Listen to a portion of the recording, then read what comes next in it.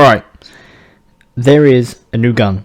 Teased, / spoiled, / revealed, / leaked. / leaked, / announced, / showcased, / pronounced, / promoted. Yeah. The next secondary weapon for Season 2 Gunners. the Dwarf game. Gunner. The Armscore Coil Gun. There you go, that's the name. That is a name. A name. That is the name. The name that they went with for reasons we could only assume. Unbeknownst to us. It's a railgun. It rails guns. It rails it guns. It's a railgun as Gunner's secondary weapon. Or as a Gunner secondary weapon. So Gunner now has even higher firepower coming out of his ass. With a pocket railgun that is literally a war crime. We have some topics to discuss. There's some that we want to get through briefly, such as the name, although it's probably more of a topic of discussion than last time, the name, because we have a few things to say about it. It's a strange name, the Armscore Coil Gun. First of all, the name Armscore isn't really a word. I looked into this, it's not a word, I don't think it's even a word in Danish.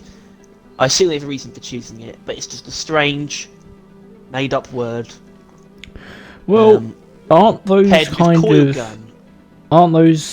of parts of the title supposed to be the brand of gun?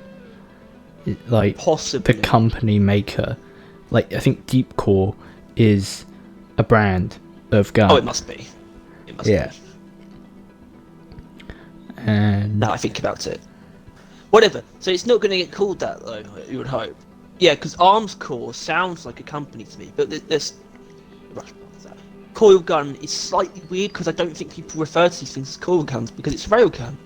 And it will inevitably be called the railgun, just by everyone. So the name is one of the few bits of information they actually revealed to us as of current. That and its design. Explicit information. There is more that we can glean from this, as we'll get to soon. Soon. Design. Yeah, we can talk about design. One thing I said before we started, it looks better in his hand than it did when they were actually showcasing it. We both agreed, it seemed, that it sort of looked like a utility, or we felt like it looked like some kind of utility tool, more than a weapon. Yeah. Because it looks good in hand and in use, more so than it looks on its own. And I feel like it's definitely it could look very good with the custom cosmetics. I think that it could get like quite a nice look to it. Because it's a fairly simple design as well. Yeah. But one that at the same time it's simple, yet I think I don't know why specifically. It just feels like it will complement the frameworks quite well. Yeah. So yeah, I'm looking forward to experimenting with it look-wise, along with gameplay-wise, which we, as usual, get a snippet of. Yes. I think I like that it's quite simple. It's kind of. I don't know if gameplay or visual. I don't know if I should call it a simplistic weapon. Well, it's been quite well received, I think, and I think back to like the plasma carbine not being as well received, but I don't know how comparable they really are. Well, the plasma carbine was kind of a weapon that no one was asking for. And but I saw its potential in that it was more of a template. Correct, but it's still that's still the case. You know what I mean? People weren't asking for a plasma rifle.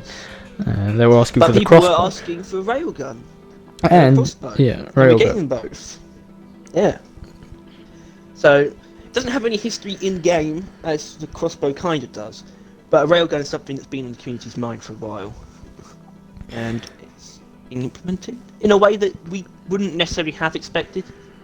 I thought of it before. I thought this could work as a secondary, but most people were expecting a gun of primary if a railgun were to be added. I think that's because not just expected, but hoped, to be honest. I think most things look and are better when they're a primary. So, with it being delegated to a secondary, I think it has come with a bit of a...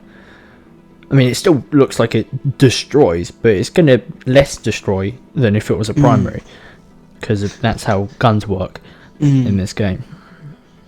I think they clearly understand that they've made it a secondary, though. They're not just making a big, a big cannon, big railgun.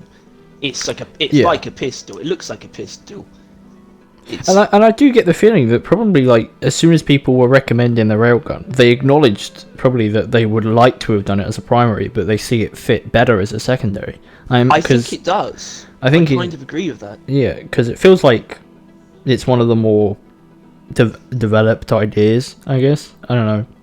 The fact it, like, tears through terrain is something. Nice. Which I suppose is actually a thing. Yeah, I mean, it brings us to the video. But also, yes, each secondary now has added something new to the game.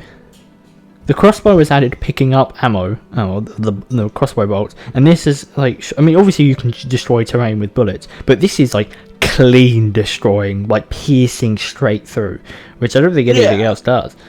Which the breach cutter doesn't do. The breach cutter goes straight through terrain, and it is interesting. The breach cutter was apparently supposed to be it's a reverse engineered mining tool, but now it doesn't actually affect terrain at all. But this does clearly affect the terrain. Well, that is through it, but it doesn't like it makes a hole though. That's the thing. I think it does. Like, oh yeah, it does actually. Okay. Yeah, it makes a clean hole through, and that is in and of itself pretty damn cool. You know what I mean? Like, you can just But it does shoot. raise a question of how much terrain it can go through. That's very unclear. Because it can't be infinite. And plus, it's shot through a crystal, which is a one mining thing. Like, it's a... Is it? Yes. Yeah, you just hit it once with the pickaxe and boom. So that might be a limitation as well. It might not actually go through main terrain. There might be like a pickaxe limit. Like, it might go only through like one or two like density blocks or whatever you'd call it. Like, it won't get through. Is it like salt pit walls? I think that's a 3 hit you need to destroy. Oh, it's in the salt pit. Salt pits is 2 hits. I'm leaning towards my own idea that it will go through objects, but not the actual terrain, main terrain. Well, there's not I don't know that much of a differentiation, really. At the end of the day, like, it's kind of, it just destroys what it touches, I assume. So obviously they can do it easily. They can get around that easily with projectile lifetime. Yeah, this isn't something I would see as having a limit on that. Well, I mean, that could be one of the... It can't keep going through terrain. That could be one of the upgrade paths. That it is, I don't know, it just destroys terrain. It is possible. They have shown, I believe they have shown these clips with upgrades in use. Or at least, it was with the Hurricane, actually. It was a second, they showed it a second time, like a week later, I think it was. They showed more gameplay with it directly. It wasn't part of the weapon teaser, and that I think in these gameplay snippets that are part of the teasers, I think they are actually meant to be in their default state. Yeah. And in its assuming it's in its default state, it 2-shot a Praetorian. Yeah, that is. I'm inclined to believe though this is hazard free though, not any lower, but probably not any higher. And as far as really know what the exact conditions they use for testing. Yeah. But that's what I see. But it's also, like, the bullet went through the wall, so you don't actually see it hit the Praetorian, but it definitely looks like it would have. But I also can't see the Praetorian's, like, shell broken, because that's where it would have hit. It seems like it would have hit, like, the frontal armour, yet the armour's still there. So, I'm not sure what happened there. It went straight through the armour, possibly. Maybe, yeah. And if it doesn't, and it deflects, that doesn't make any sense, but that would mean that it then one-shots. Which would be something, but I don't think that's what happened. It wouldn't be the main thing that makes it unique, but it would be an interesting aspect of it if it had default armor penetration. Yeah, and I think that would definitely make sense for it to have that if it can clear through terrain. And it clearly is high damage. There's the number 440 above. It starts at 480. And it shoots 40 a shot. Yes, but that's a weird amount because this is more of a battery capacity. That ammo counter is showing more of a battery capacity than a projectile count, obviously. Yeah, obviously. And it's using 40 power, I would say, per shot. but that seems kind of odd to me. And the way it sort of has like the little segment as it builds up to shoot, I get the feeling it might be a case where you can fire it at different stages of power and use less ammo for it to do less damage, possibly. Yeah, I mean, I think that's reasonable, but I don't know how often you'd want to not fully charge it. But I guess Probably quite often once I explain this, because we have weapons that the Sludge Pump, EPC, you have normal shot and you have charge shots. We don't really have something that's in between where you can sort of decide the power of your shot. Which means this could be a weapon that you could use effectively against a lot of different types of enemies. You might only want to use 10 power against a grunt, but then you want to push it all the way up for Praetorian. I think it would be a good idea. I think if you had that element. I think of if that is the case, I don't know if that's where they're going with it. But I think that is reasonable because you do actually see a charge meter, so you could actually visually see when you want to stop aiming it in. But that would make it probably one of the highest skill to use weapons they have, really, because to have to time it correctly every time you shoot would be pretty difficult.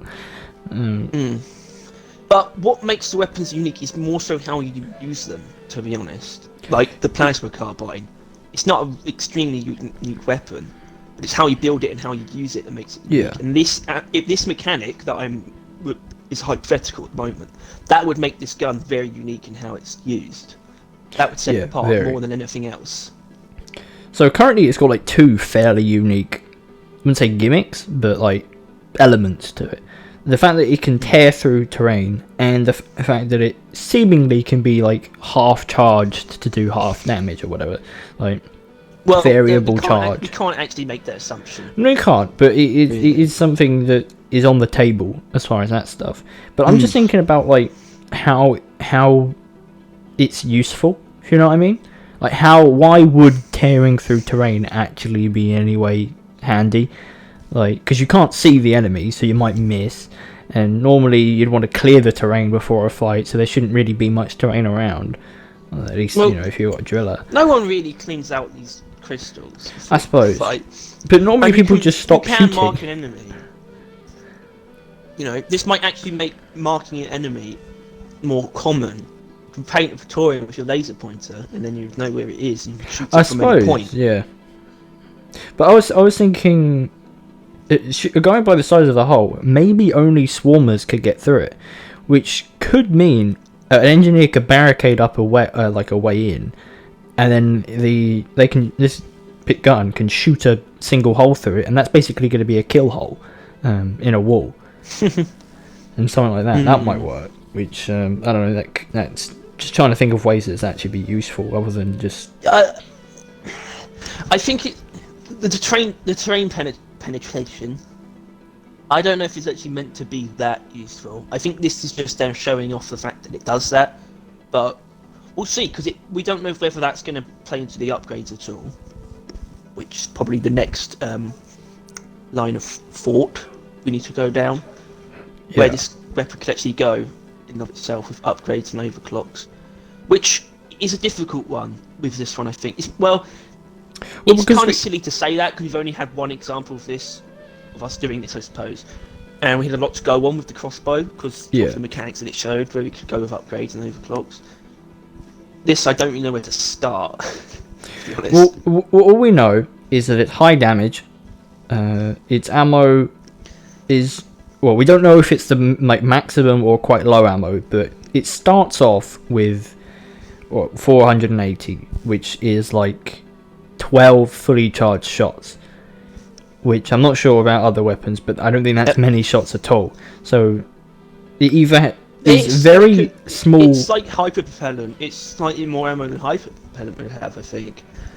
Which is but if you think about charging weapons, like EPC, M1000, they tend to have still 50, 60 charged shots in them, I think. Well, I don't know. You could probably increase ammo, and that's sort of why I think this idea of choosing how much you charge it is actually quite a likely mechanic, because it brings in that element of choice. Yeah, and it would also make sense as to why they would then go for this type of ammo instead of just normal ammo. It's clearly a battery kind of thing. I think that's what you said. But yeah. Yeah, it would be in the equipment interface. It would show it would be labelled as battery capacity, not ammo. I can look right now actually at the EPC. Yeah. Actually, I can't.